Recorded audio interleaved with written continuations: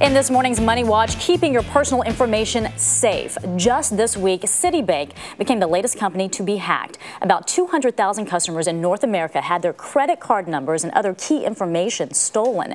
Citibank joins a long list of companies such as Sony, Yahoo, and Google who have had their data hacked.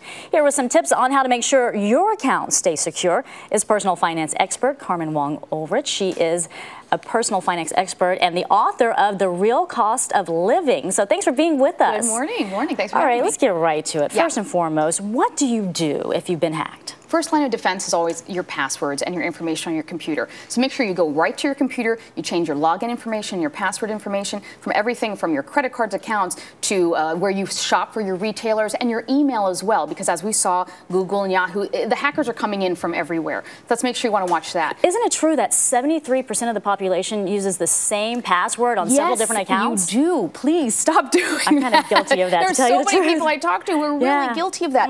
They're using the banking That's a lot to remember, though. Well, if you keep changing this is the thing. Protect the banking part as much as you can, because the hackers will come in from the company side, but if they're coming in on your side, it just makes it too easy if you use the same password for your banking and your credit card online as you do for your email and for retailers. It's too dangerous, so have a separate password for that. We are seeing a lot of companies get hacked. The latest, Citibank, 200,000 customers have been really put at risk.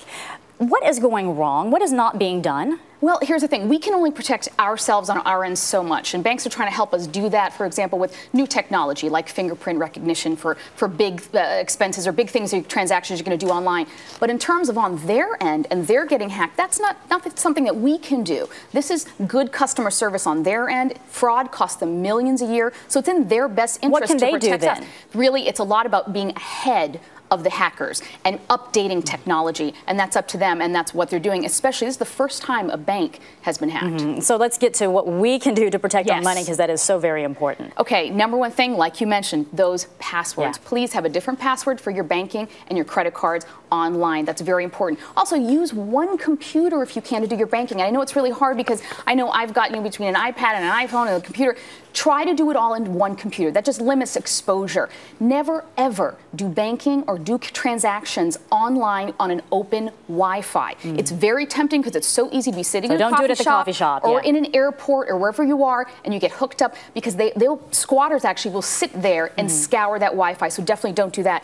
And don't use your debit card online. And I know this runs counter because credit cards people say are bad, but here's the thing: a credit card protects you and your cash. Now, of course, there's liability with your debit card, but who wants their accounts emptied of cash? Instead, use your credit card online so at least you don't expose yourself cash-wise. Quickly, with all these smartphones out there, should we be doing online banking with a smartphone? Well, is that smart? It's very super convenient. You can even take a picture of your checks for depositing. It's so convenient. You wonder why not to do it. Here's the thing, just be very careful. A lot of phones let you choose between a Wi-Fi or your phone service to send information. You always use your phone service. Remember, if you lose your phone, to check your accounts, because that's the most dangerous thing. And also your software updates that you get from your phone provider, always put those in there. Those updates, a lot of them are security related. Quickly, there are two apps that are really important to keep from getting hacked. Let's go through those. Yeah, these are some fun ones. eWallet has incredible encryption technology, and it costs $9.99. And that's a lot for a lot of folks. If you do a lot of transactions online, especially if you work for yourself, you have a small business,